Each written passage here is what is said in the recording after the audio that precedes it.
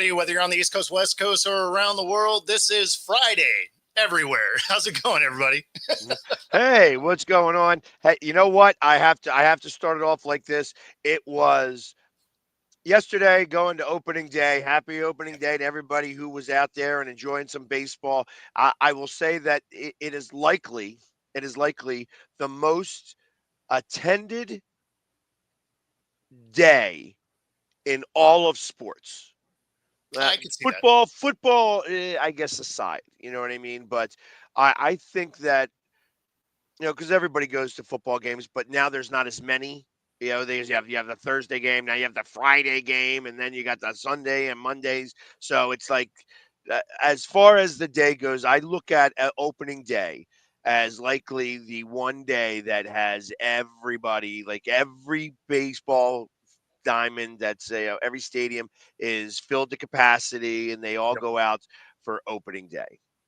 Yeah, And no, opening day is always pretty cool. And it was funny because Rob actually sent me a message last night. He's like, hey, man, you want to go to the game? My neighbor gave me tickets, which is amazing. But my schedule doesn't work very well for last minute things. So I couldn't swing it. And then, I'm catching the highlights of the game because I didn't get to watch it. And the Mariners, like, true Mariners fashion, they did win. They actually do pretty well on opening day historically anyway. But they sure made it stressful. oh, I can imagine. You know who else was a big surprise that won? The Chicago White Sox. They They won? are undefeated. How did that happen? Who'd they play? The Angels. They Uh, smoked them 8-1. oh, okay. All right. Like that is a crazy, crazy thing. I I I mean, I love going to opening day, and usually, I mean, I love it when it's at home. Obviously, there are sometimes I haven't been able to go to opening day. This happened to be one where it was close enough so I can go to Washington and be a part of it. And Oh, sure. uh, it was uh, it was a tale of two games Yeah. in this one. The first half of this game, it wasn't until the fifth inning when either one of the pitchers were pitching, you know, not the minimum. Like it was Oh, like it was a one hitter on both sides, and then there was a double play, and then there was a stolen base by Kyle Schwarber. Listen, Kyle, I love you to death. You ain't a base stealer. Don't steal bases. Don't steal bases, Kyle. You are fat, Kyle. You are fat. I mean, I'm not calling you. You're pleasantly plump. You are not speedy. You are not speedy. Don't try you to are steal. chunky. I got it. you you hit hoagies. That's what you do. You hit hoagies for home runs. That's what it is. That's what I wanted to see from you. Don't try to steal bases. That Uh, is funny. yeah, so that was kind of funny to me. But other than that, I our Phillies are in rare form because every batter on that team struck out at least once, Wow. and and Okay. thank God. I mean, JT Realmuto, um, four times swinging. His fifth at bat, a triple. So I will tell you that Washington's bullpen is going to be the death of them. Mm. But their pitcher was pitching lights out until he gave up. It wasn't back-to-back home runs, but it was back-to-back on the left-handers because it went Oh, left, okay. right, left. And Harper hit a home run, and then Schwarber hit a home run, but had um, Bohm in between them. Gotcha. And so it Gotcha. was, but yeah, it was. And then it's like they were going so quick. I thought this game was going to be over in 2 hours and like 10 minutes, 15 minutes. Hmm. And then the bullpens. And then batting practice. And 3.5 hours is what that game wound up going. I think three Oh, hours and 26 minutes in total.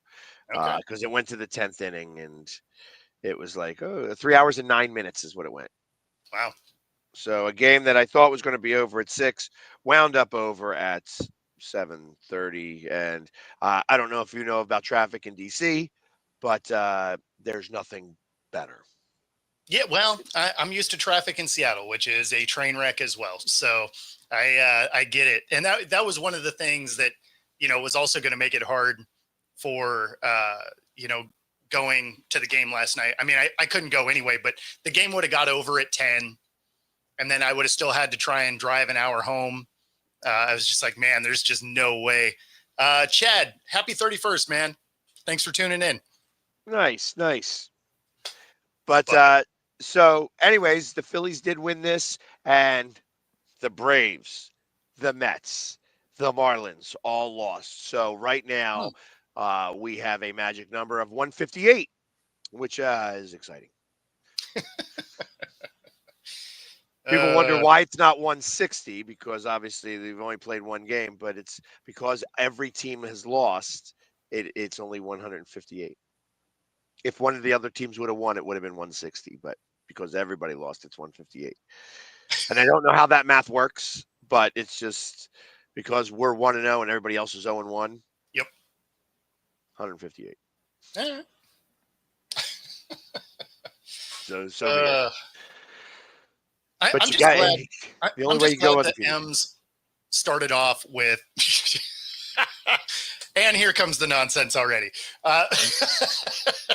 But no, I'm just glad that they, they came out one opening day. Again, historically, they do well on opening day. But, I mean, I don't know about all that. But, I like the optimism, Rob. And again, thanks for the invite. Sorry I couldn't make it.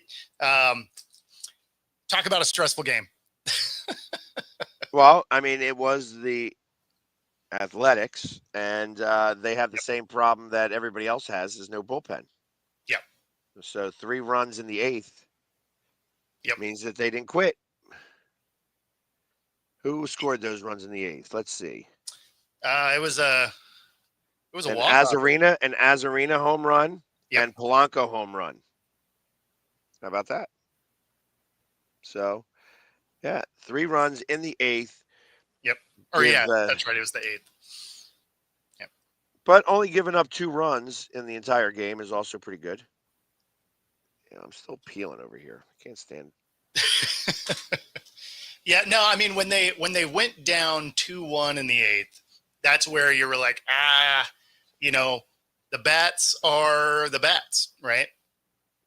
So you're just like, well, we'll see. And then, they pop off for 3 runs, and that's how it wraps up. But as soon as they were down, I was like, I don't know. Well, I mean, like I said, they didn't quit. They didn't quit. They kept going. You guys got 4 runs on 5 hits. That is hilarious.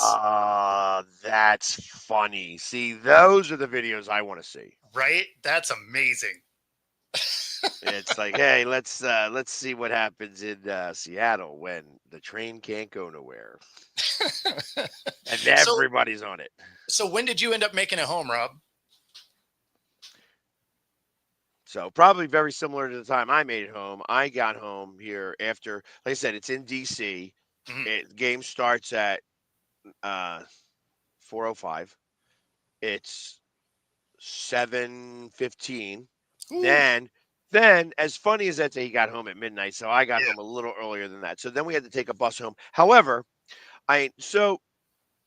anybody who knows me and follows me a little bit knows that Santa Claus is a close friend of mine.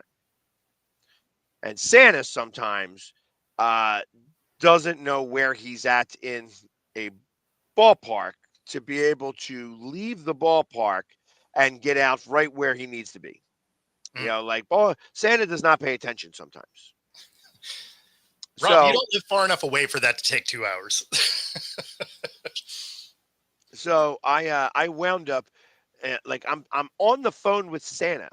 I'm yelling at Santa. I'm like, Santa, you are on the exact opposite side. I don't need you to put a pin on where you are. I can't pick you up. Yeah. You got to start walking around. Walk around the stadium until you find everybody. I don't care which way to go. You're exactly halfway through the stadium. You got to go to the other side of the stadium to figure that all out. So imagine yelling at Santa. Now imagine feeling how you feel if you were yelling at Santa. No, that's fair. So actually, there were these bikes. This is DC, so there's these bikes that are around there, and we're like, "Hey, listen, you know where Santa's at? Have you seen Santa? She's like, oh yeah, he's on the exact opposite side of the stadium. We're like, go get him. Here's money. Go get him and bring him back here. That's funny. So we were able to pick up Santa and not leave him stranded in DC. But that added an extra 45 minutes to our Oh, I got you. debacle. Yeah, because it was one of those games where in DC, uh, uh, baseball fans are not really that excited. You know what I mean? So seventh inning, you had that group that left, and then they tied it up in the eighth and ninth inning, and then it's like you had that group that left. It's like, oh, it's going into extra innings. I'm going to act like I'm going to beat traffic, but really, I just don't care if they win or lose. Yeah. Our bats look like strikeout machines again. Yeah, well, it makes sense, Rob, because they didn't do anything to get better. Hold on, Their let's big find out. signing Let's was find one of our out. Let's guys. find out who did better. Yeah, 11 Ks, 7 Ks. No. No. I want you to go to the score app and I want you to look at the box score and I want you to go to the Phillies and I want you to look at their stats and then I want you to go to the Ks and I want you to see what they show there. You have no idea what's a strikeout machine looks like. I mean, we do because we watched it last year, but you had 7 strikeouts in your game. That's actually not bad. We had 19. Whew. 19 strikeouts. Literally, this is the whole starting lineup. Turner, 1 strikeout. He led off. Harper, 2 strikeouts. Bohm, 2 strikeouts. Schwarber, 1 strikeout. Real Muto, 4 times swinging. Kepler, 2 strikeouts. Castellanos, 1 strikeout. He struck out 4 times? Bryson Stott struck out 4 times. Wow. Brad Marsh That's struck rough. out 4 times. Yeah, JT Realmuto, 4 times swinging. Brad Marsh, 4 times. I mean, by the time you've struck out 3 times, lean in on a pitch. Take one for the team. Well, it's like I was happy about the fact that his 5th at bat, he wound up hitting a triple. He wound up hitting one down the line and got a triple. So, and shout out to Betty's Triples. That's a charity for the kind of through the Phillies and the Pandemic crew up in 301. They donate $100 for every triple that the Phillies hit this year. So, actually, it was very funny. I watched a video on that, Joe, that says, hey, Soto has a very unique opportunity. There was 2 men on, 2 out, full counts. Took a really hideous swing at a pitch that was like way far outside and struck out to end the game. And that's how you guys won 3-1, I think it was. But he could have had a walk-off home run to lead off his, Mets. And the Mets guy immediately goes, yeah, season's over.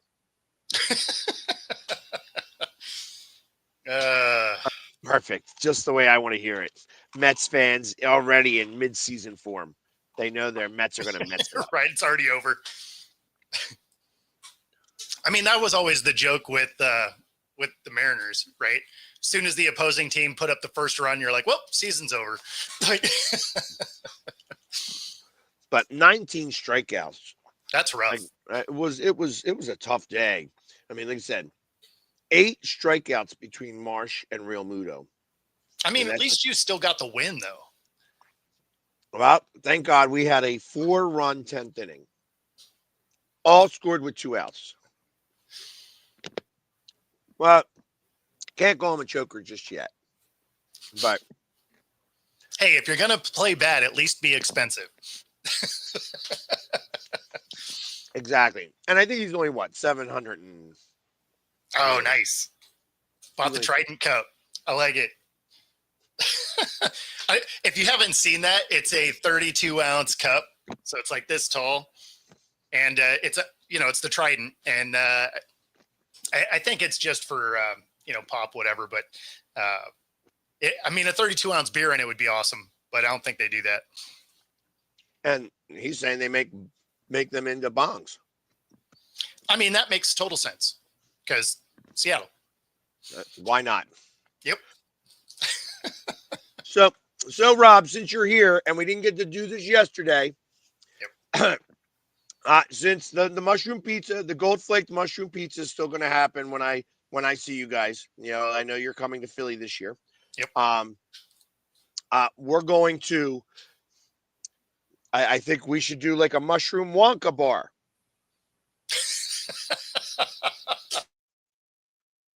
Right? Right? I mean, let's be for real. Let's get that moving in the right direction. Did Bo freeze on that? Like, is that what happened? Like, immediately it was like he started laughing at that and was Yeah. like, next thing you know, he's like frozen. We are banned now because of that statement alone. Right? That was, as soon as you said that, it was just buffering wheels. I was like, oh, what happened? Yeah, so let's do let's call it three mushroom Wonka bars or equivalent. I think that makes good sense there. Good stuff. Best record wins. Best record wins. I mean, I feel like we need something for the series also, right? We can talk about that closer to the time. We have till August on that. Yeah, one, so. yeah, because it that was our one shining moment this last year as we beat you guys in the series. Exactly. Well, and the fact that I showed up there with the City Connect jersey that looked like your City Connect jersey, so the people had no idea. And then next thing I know, we also fed the whole city of Seattle with chicken. Hey, shout out to those vendors though; they loaded that thing up. Exactly, like the whole city of Seattle. The homeless problem almost got resolved that one day with chicken from the PSG's chicken.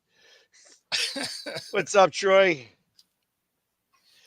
So, but yeah, it's going to be fun, and just make sure we know it's August 18th, 19th, 20th. So I would suggest going from like the 17th to the 21st, or if you guys want to stay longer, you're more than welcome to. Yeah, we'll probably stay.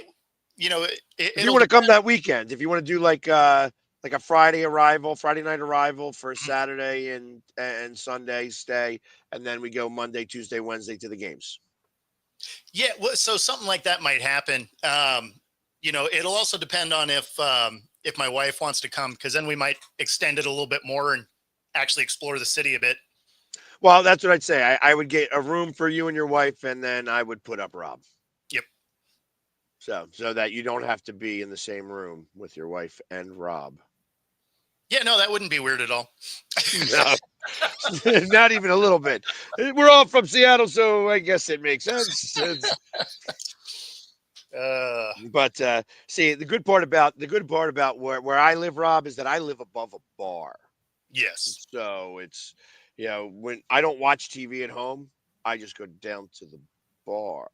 So yeah, I mean, when it's downstairs, like, why would you watch it at home? Well, it's like I said. Now I just bought Amazon Prime, and I spent the extra $2.99 so that I do not have commercials. Oh, so okay.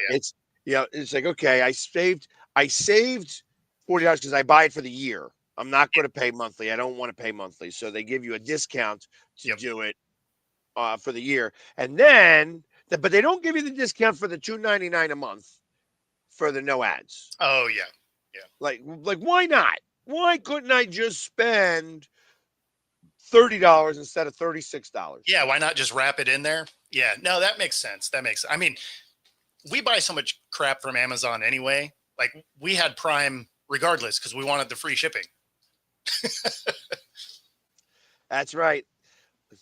Leia was there yesterday. She had her Delco shirt on. We were able to take a picture on the Delco shirt. I don't ever see you drink at Dolan's though, Leia. Next time, if you were here, you definitely gotta, come say hello. I mean, you might say hello, but maybe if I was too drunk already, I wouldn't know any better. Well, see, that's what I was figuring. I was figuring you were just hammered, didn't remember.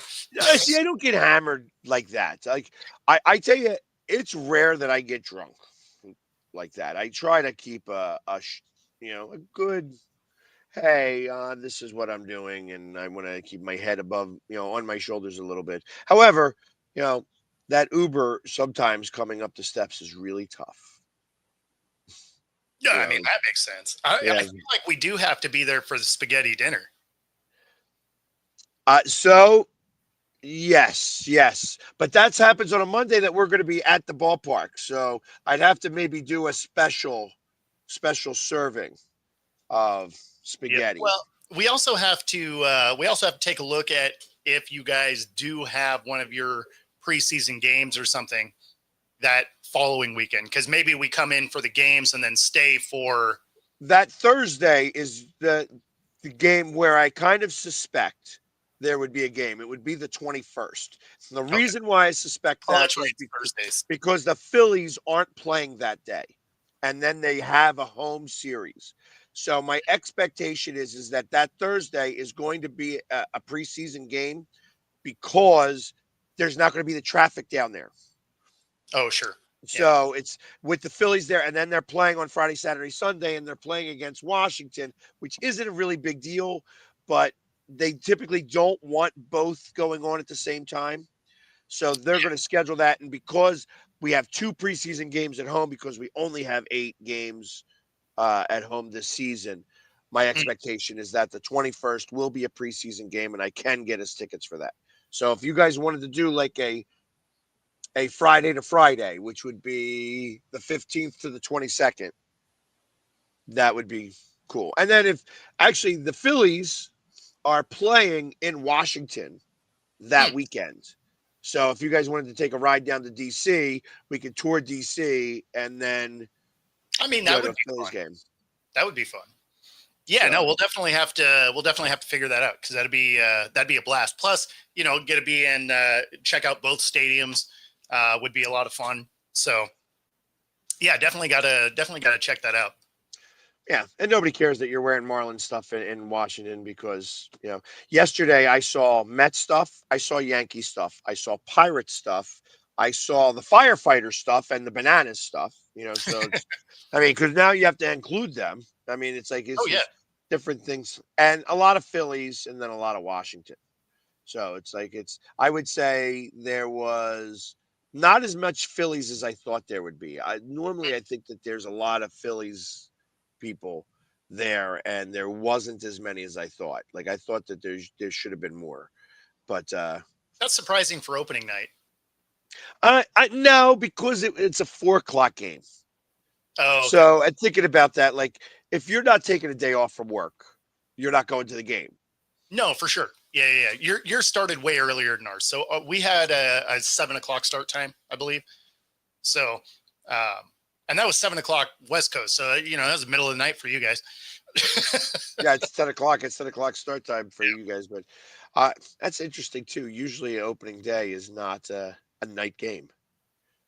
So, but I mean, we always start at 4 o'clock. I know that our opening weekend is our opening week 3:05, 6:45, 1:05. Mm. So, and then we play the Dodgers, and it's 6:45, 4:05, 1:35. Our Sunday games are usually 1:30 starts. So there. Yeah, I like baseball, but I'm not checking it out at 2 a.m. The Astros play today. See, usually today is one of those day offs, but I mean, I didn't check. Yeah, I guess there are some teams. Yeah, the Astros are playing today. Yeah. Hmm. Well, and an evening game. So yeah, it'll be early for you, Joe, or late, depending on how it is you look at it. Interestingly enough, you guys don't play a game on Sunday. It's weird. Hmm. That is kind of weird. You're not playing your first Sunday game. The Astros is what I'm talking about here. Yeah, yeah, So, all right. Well, to each their own. Yep. So, but the Astros are 1-0. The Mariners are 1-0. You guys are fighting it out in the division already. Perfect. Perfect. We could just keep this streak going. That'd be cool. Hey, listen, you guys are fighting the A's, so anything is possible. True. I True. kind of feel that the Astros could possibly have a fumble today against the Mets. Yeah, I mean the Mets are a solid team. Like that's probably actually why they're frustrating, right? Is when you look at them, they should be good, and then they just find ways to lose. That's why I always compare them to the Chargers, right? Like they can be good, but then they're just like, you know what? Let's just not. Right. We So, understand we have the team, but we're just not going to put it together. well, you know what? It's a matter of getting hot at the right time and stuff like that. And For sure. how do you create the heat at the end of a season? Like, how are you able to turn on the switch and do that? Now, last year the Dodgers won the bye Yep. and won the World Series. Yep. A couple years ago, the Astros won the bye and then won the World Series. Mm-hmm. But in between that, it has been won by like wild card teams and stuff like that. Teams that did not have the bye. Like when the Rangers won, they didn't have the bye, right? They had to play the wild card. Correct. Yeah. So, yeah. So it's like it's Well, and I mean, if you wanted to see the other direction, the most epic meltdown was a Mariner team, right? With 115 wins, ready to break the record, ready to break the all-time record. 6 games to go, and they end up going 1-5 in those final 6 games to tie the record at 116, and then got absolutely smoked in the first round of the playoffs because they were just falling apart at the end of the season. Even though you had the all-time win record, one and done in the playoffs. that's like a hockey thing. It's almost like a kiss of death to win the President's Cup by having the most points in the NHL. It's rare that if you get the most points in the NHL, that you win the Stanley Cup. I'm sure it happens, but Sure. not as frequently. It's very infrequent that happens. Like you win the President's Cup or you win the Stanley Cup, but you don't win both. Mm-hmm. It kind of makes me wonder. Same thing about the NBA. Like the NBA right now has 3 teams that could win a championship, and I think everybody else stinks. Yeah. Oklahoma City, Boston, Cleveland. Yeah. Anybody else have a thought process of somebody who could possibly win the championship? I mean, there's some teams that'll, if they got hot at the right time, maybe, right? But not an overwhelming favorite. Like if they were to win, it would be the underdog situation. The problem with OKC and Cleveland really is they're young, right? So there's a good chance that somebody gets them in the playoffs. I'd agree with that, except because of what happened last year to OKC. Yeah, well, and that's why I said, it did happen to him last year. So I think this year, that's a grow up moment. Yeah. So now they've grown up. Yeah, well, and you would think so, right?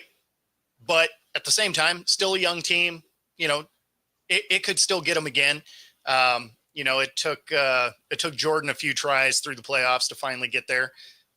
So I mean, like there's this. I mean, obviously, this OKC team is good, and I kind of just hope they fail because they stole our team. But but I think Cleveland can run into that same situation where they're a younger team, inexperience could get them in the playoffs. Right. Well, and hey, what's up, Mac? Good to see you. Hope you're feeling better. Get better soon.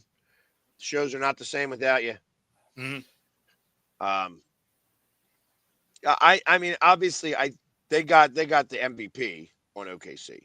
He is just ridiculous this year. He's Yeah. absolutely ridiculous. He is going to run away with the MVP. If you're betting on MVP right now, I think he's a minus 700. It's only going to go higher. He's going to win the MVP. So Yeah. bet it. It's the closest thing that you can get to a sure bet. Yep. So say even if he was to get hurt right now, I don't think that anybody could do enough to overtake him. Not play another game for the last 7 games of the season. Yeah. And I think No, I that can see that. he would still win it. Which was interesting to me. I did see I didn't see it. I did see the I didn't see it. I saw the clip of it, obviously, in the morning. Lakers were on a back-to-back where LeBron James hit the game-winning shot. And it was funny because that spawned a couple of Michael Jordan videos that I watched this morning as well about him and game-winning shots. That, Michael Jordan, for as long as he played, only hit 28 game-winning shots. Yeah. 7 of them were in the playoffs. So 25% of his game-winning shots were in the playoffs, which is kind of cool. Mm-hmm. However, he never, ever beat the Celtics and Larry Bird. Yeah. Never. Yeah. With Pippen, without Pippen. So everybody likes to talk about Michael Jordan. I was one of the best videos that I saw. I mean, you got all the accolades about Michael Jordan and how he was the defensive player of the year and the scoring guy and stuff like that and all these things. And when I think about how they voted for some of this stuff, how much of the voting, and I'm not trying to start a whole battle here on that with Michael Jordan. What I am talking about is how many times do you think that he got voted in on something just because he was Michael Jordan and not because he absolutely earned it? Man, I don't know. I mean, like MVPs aside, I think MVPs you have to earn. You know what I mean? you do, It's like, for sure. For sure. Especially because even when you probably should be an MVP yet again, voting tends to not do that. Because, I mean, Jordan probably could have won the MVP every year during that 6-year championship run. I mean, because he was over the top dominant, but he didn't, right? I mean, but if you remember the year that he was out of basketball, yeah, he could have probably won that MVP not playing a game. I mean, let's be for real. I mean, it was who won the MVP when he was playing baseball? Does anybody remember? No. Exactly, because nobody stood up. I might have been the year Charles Barkley won it, I think, actually. It's as funny as that sounds. I think Charles Barkley won an MVP. But yeah, I can't remember. But to be fair, I don't remember who won it 5 years ago either. So yeah, I know. It was Giannis. Okay. That's who I think it was. Or if it wasn't Giannis, it was Luka. Yeah. No, but that's my point, is it's like I don't actually remember who won it 5 years ago either. So I wouldn't put a lot into the fact that I don't remember who won it 30 years ago. It just makes me wonder on when he got voted in on the first team defensive player of the year, like did he deserve all of them? Or was he voted in above some of these guys just because he was Michael Jordan? He was a pretty elite defender. So, I mean, because he only won the defensive player of the year once, right? He was all defense, multiple times, but I think he only won defensive player of the year one time. So, so I would bet he earned that. Like he was all all defense, NBA, whatever, first team. I think like 5 times or 6 times or something like that. So I think you do have to kind of earn that, right? Because it's not like, to put it into football terms, it's not like you went to the Pro Bowl, right? You're talking the All-Pro, or the All-Pro ranking instead of the Pro Bowl. Because the Pro Bowl, you have guys like Huntley get in because people didn't want to go, but to be ranked All-Pro, Like you got to earn that. Right. You get first team All Pro, second team All Pro, third team All Pro. That's how this gets done. And Exactly. that's what makes me wonder if there was a couple times he would have been second team All Pro, but because he was Michael Jordan, I he got think he first team. did. I think he did actually have one or two second team All Pro on defense. Let me see, because Or All obviously MVP this or whatever was they call it. Michael Jordan. Let's talk about this. I mean, because there were some other stats that I heard that were really kind of cool to hear. It was like he had more games in the playoffs of 40 points being scored than he did of only 20 points being scored. Oh, I believe You know what that. I Yeah. mean? Yeah, I mean, So even early in his career, when they couldn't get out of the first round, he was putting up points. let's go. He was a 14-time All-Star, 10-time scoring champ, 6-time NBA champ. He was the All-Rookie, 9-time All-Defensive. He was the 87-88 Defensive Player of the Year. Oh, okay, 6-time so Finals yeah, MVP, 5 times Finals. The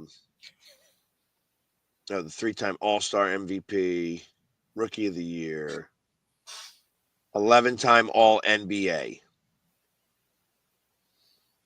So obviously, all that's with the Bulls. So, yeah. I mean, yeah, he and didn't do anything with the Wizards. well, and or Charlotte, and or like who else did he play for?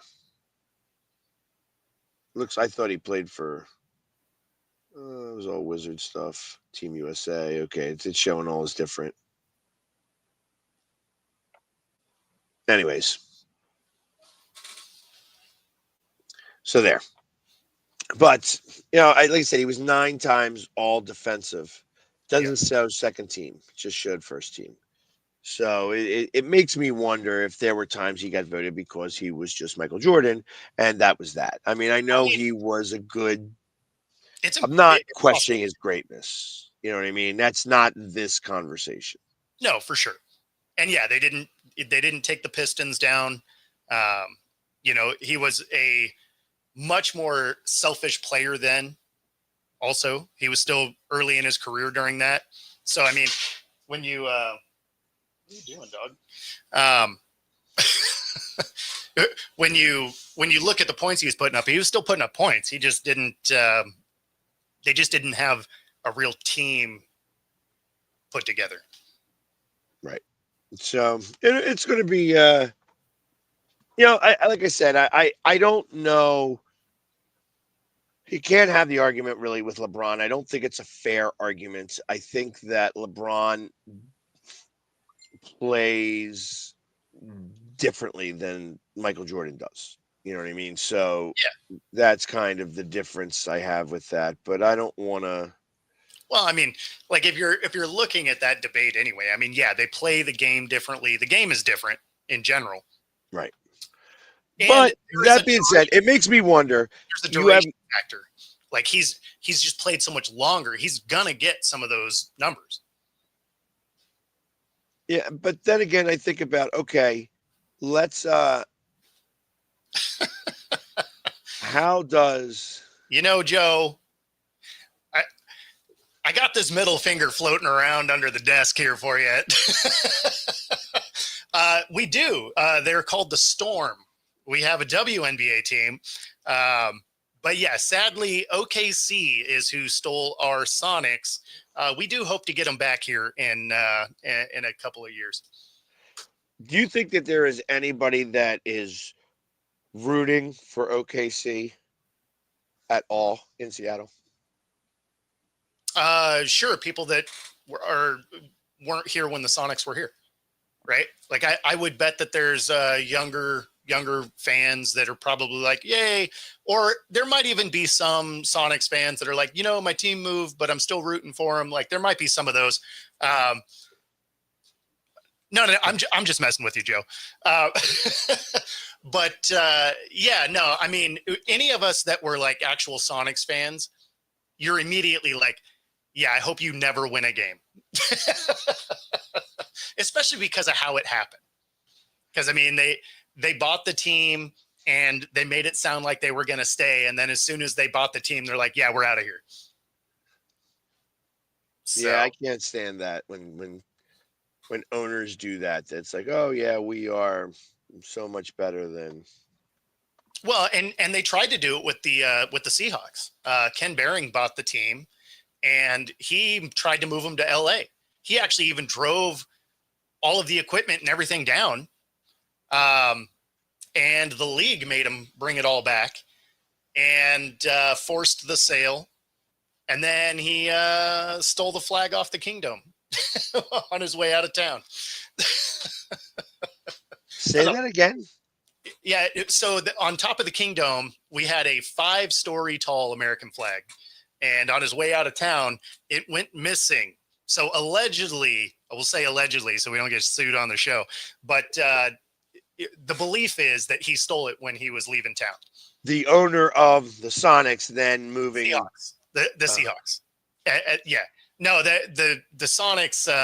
Yeah, they sold the team. It sounded like the belief was they were going to stay, and then as soon as that transaction went through, the deal must have already been in the works as fast as it switched over to we're leaving for OKC.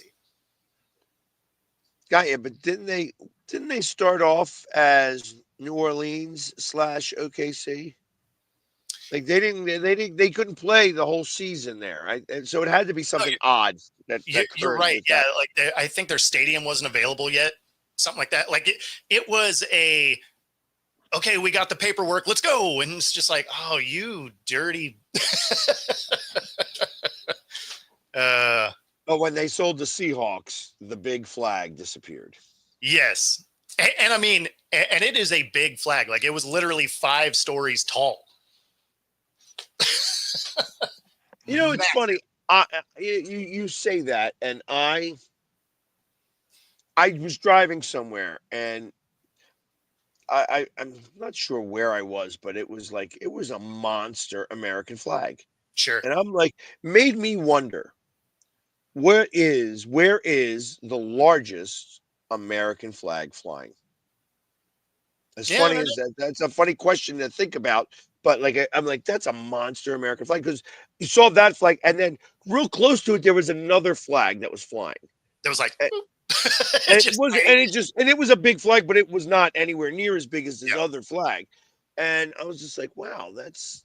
Well, and the thing that was funny was the kingdom was such a massive building that the flag didn't look very big on top of it. Got you. Yeah, it's just like, hey, and then how do you put that flag up? I mean, when it's 5 stories, that weighs a lot. That was motorized, right? Like, there's no way anybody's sitting there with the chain fall. I like watching an NFL game when you see the flags that are the entire length of the football field. Yeah. First off, they're not real flags. They have to be actually tied together and stuff like that, so that kind of snap together and stuff like that, so that when you see them touch the ground, like it's a whole real thing. Yes. So that's like a 2-story, 3-story flag. I know which flag you're talking about, and that's a monster flag, because when it blows in the wind and there's not a lot of wind, it almost looks surreal on how it actually moves, because it is so big and so heavy. You know what I mean? It's that's the kind of not very well unless there's a lot of wind. You know what I mean? If there's a lot of wind, even then it starts to whip around some because of the weight of the flag. But okay, so here you go. The largest American flag is in Long Beach, California, dubbed the Super Flag. It is 225 feet by 505 feet and weighs 3,000 pounds. That is insane. I got to imagine that never comes down. How high do they have to fly that in the air? Where is it flying exactly? So it doesn't say that it actually flies. It says each star is 17 feet high, and the stripes are 20 feet wide. It takes 500 volunteers to transport. That is insane. And give the dimensions again. 225 feet by 505 feet. So 225 feet, and it's what, 15 foot per story? Yeah, well, if you figure if each star is, or if each stripe is 20 feet wide, And each star is 17 feet. So you got 13 stories, really, going at 20 foot. it, well, that's what I was going to say is you are probably, you're probably like 15 stories tall, right? Because 20 feet would be a little bit too big for a story. So, I mean, you're going to be looking at 15, 16 stories tall. Like that is a massive flag. Yeah, and it makes me wonder, when was the last time it was flown? Does it say that? No, it doesn't say that. It just gave you Because the. that's not on a pole. Oh God, no! It couldn't be, right? I No, mean, that can't be on a pole. That has to be anchored to a building of some sort. you would think so, like draped over the side. Or I mean, like I'm trying to figure out like what they cover here. Like thinking about a football field, it can only be 360 feet long. Hmm. It's 55 yards across, so that's what, 165. So it's 165 by 330. That's a flag for a football field, covering an Yes, entire football field. basically, yeah. It says that this flag has been to a Super Bowl, so that's my assumption. Yeah, but even that, I'm just saying, it's not flown. It's never flown. This is one of those ones that are put together. Oh, So it's that's basically kind of what I mean. got it. I want to know the largest flag flying, because when you say that you had a 5-story flag, I mean that's 50 foot at least, or you're saying 5 stories, so I'm going by 15 foot at least. We'll call it 20 even. So it's 100 foot long by probably about 300 foot wide, I would say. Yeah, well, I mean, again, 20 feet would be too tall for like a standard story. I think your standard story is like 12 feet, something I like thought that. it was 15. I put it at 15, but it could be 12. So So, even so, it's 60. So it's 60 by, we'll call it 180, 200. yeah. Yeah, I mean, even still massive, right? There's only 2 people watching on mine. Everybody's on his feed. I know this flag thing is just so riveting stuff. It's so riveting. I, I just always like the people that come in and they're like, oh, I got to say something dumb. And you're just like, you realize that still helps us get paid, right? You guys are watching, you're clicking, you're commenting. That's how we get paid. So whether you hate the show, love the show, doesn't matter. You help us out. So thanks for stopping by. So there we go. And there you have it. You have some lovely parting gifts. Uh, Anyways, yeah. So, but yeah, I will get down to the bottom of the largest flag thing. all-star topic right here. Puns intended. So, Oh man. but yeah, that being said, Michael Jordan, I don't believe was, I don't believe he deserved all 9. Just my opinion. Oh, here you go. There we go. World's largest free flying flag. Sheboygan, Wisconsin. 70 feet by 140, 400-foot flagpole. Now that makes sense. That makes sense because, listen, even you got to think about the worst wind imaginable hitting that flag, Exactly. and what it's going to do to the pole. Sure. I mean, that's really what that comes down to, is the pole going to be able to make it? I mean, that pole would basically have to be one of the bases for like the electric windmills, right? Like it would have to be one of those just massive. 100%. I would agree. I would say that's the base of that pole, and even probably going up. It tapers probably very slowly at like a few degrees. But the top of that pole would still have to be somewhere in the neighborhood of about 4 or 5, you know, foot around. Like Oh, you're not.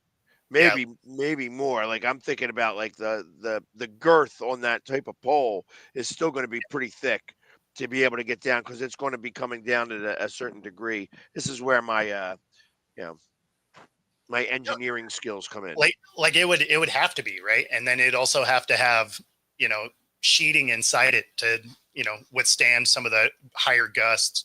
I mean, the engineering of something that big would be kind of interesting to see, actually. Exactly. Like how did they think about that and where does that kind of go? And just because it's like when you get the 80-mile-per-hour winds. Like I'm just that's not even crazy. It's just like 80-mile-per-hours, especially in Sheboygan, Wisconsin. I got to imagine. I mean, Maybe really, I could drive past it. I might be able everywhere gets storms where you get gusts up to that. Like Hold that, I on don't now. think there's a spot in the U.S. that doesn't. And Joe, like, I'm not even mad when people come in and do it. They don't get that they're helping us out anyway. Sheboygan, Wisconsin. Now I got to see it. Is it in the neighborhood of Green Bay? Could I go to this? And this is right on the lake, by the way. Okay. This All right. Sheboygan, Wisconsin. Which means it And gets some pretty wicked weather through there. that's kind of what I'm getting at. It's like, and Green Bay, I could drive past this. Nice.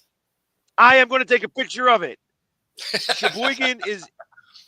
Sheboygan, Wisconsin is right up on 43.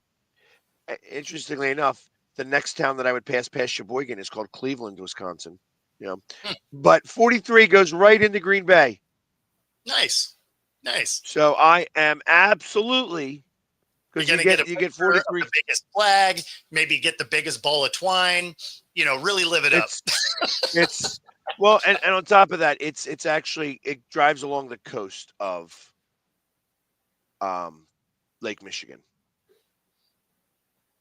So that's the other kind of cool thing. So yeah, I'm going. We're going to go see that flag fly. I like it. May have to do a report from there and have something be like, so I'm here at the largest flying flag. Exactly. Philly sports guy reporting. So on a minor football note before we get out of here today is it sounds like the Patriots are taking a real look at bringing Lockett in. So now that they have Diggs, now they're looking at a sure-handed, shorter route kind of guy, which is essentially what Lockett, is at this point in his career. They can get him cheap.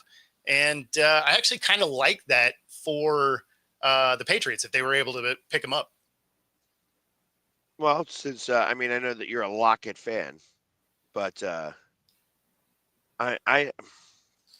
again, just because he's a very sure-handed guy and you can get him cheap, it makes a lot of sense to me. That's interesting. That's an interesting thing. It's there was a story here as I'm looking at the stories from the NFL. Deion Sanders. I'll be happy wherever Shedeur gets drafted. Really?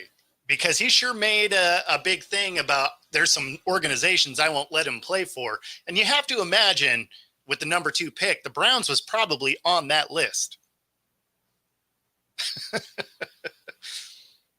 Like if there was ever a couple of teams that you're like, man, if I could get my kid to not play there because they ruin quarterbacks, I'd be looking at the Browns and the Jets. And the Browns sit number 2, which they need a quarterback again. I wouldn't rule them out as looking at him. So I'll be curious to see if his dad still weighs in and tries to Eli Manning this thing to get him away from the Browns. A little bit. And here's something really interesting. It just kind of caught my eye. The NFL is adding the nose wipe celebration to its list of actions that will result in a 15-yard unsportsmanlike conduct penalty. Yeah, Chris mentioned that yesterday. We didn't touch on it, but interesting. Yeah, that's an interesting one to add. Like who cares? Well, it says it's like for gang activity that gangs do. Right. So instead of doing the whole, hey, they're not doing any of that. Yeah, but that one makes sense, right? Just like they don't want you to do the guns. They don't, nothing like that. The nose wipe thing, I'm just like, I mean, whatever. Like, yeah, it's a little bit odd, but okay, it is what it is. It's yeah, it seemed odd for that, but I guess if it's going with gang mentality, they want to try to deter that, I guess. But I mean, it's just like, hold on, I got a booger, I got to wipe my nose after a touchdown. Now 15 yards, it's bring the laundry out. Yeah, no. Well, and that's the other thing. Like, if you were actually picking your nose, maybe I could get that. They're like, man, don't put that on the ball. But I mean, you're not actually, there's this whole face mask that's kind of in your way for that. right. I mean, pretty soon we're going to be like, can't do this anymore either because that's we right. Can't see what you really mean when you do this. That's the we made the rules so that you can celebrate however you want, but you better not celebrate. No fun. The no fun league. I mean, it always goes back and forth, right? Like they start to let them do stuff and then they take it away and then it works its way back and then they take it away again. It's pretty dumb. Alluded to Coke. I mean, maybe that's what it is. I don't know. I thought that too, but that's not if you're doing that. Yeah. You're not doing that. You're doing that. Yeah, something like that. It's not. It's the wrong thing. Like I said, a nose wipe seems like going like that or whatever. I mean, I don't know. I don't know gang culture, so yeah. But on that note, this has been such a riveting show for the end of the week. Yeah, it went a weird way, but I hope everybody had a great opening day with their baseball team. And other than that, if you're watching on YouTube, be sure to like and subscribe. If you're watching on Roku, stay tuned for the next hour. Otherwise, we'll see y'all next week. Have a great weekend, everybody. Later, guys.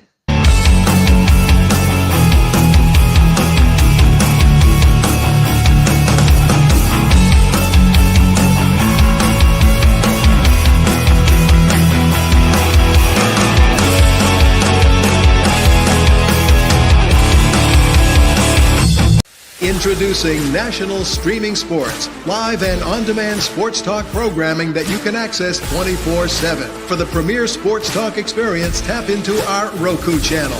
Start your mornings with Mac and Jack covering all the weekend sports action. Then pour a cup and enjoy all the sports you can drink on the Coffee and Sports podcast.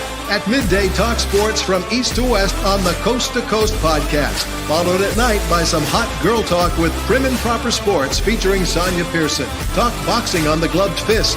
Yankee fans tune in for Start Spreading the News. And there's more on the College Sports Huddle and Sports Scope with Robert Butler. There are 20 podcasts in all and 70 weekly shows giving us a 3.4-star viewer rating. To find us on Roku TV, search for National Streaming Sports on the Roku search bar. Click on the logo and you're in. National Streaming Sports.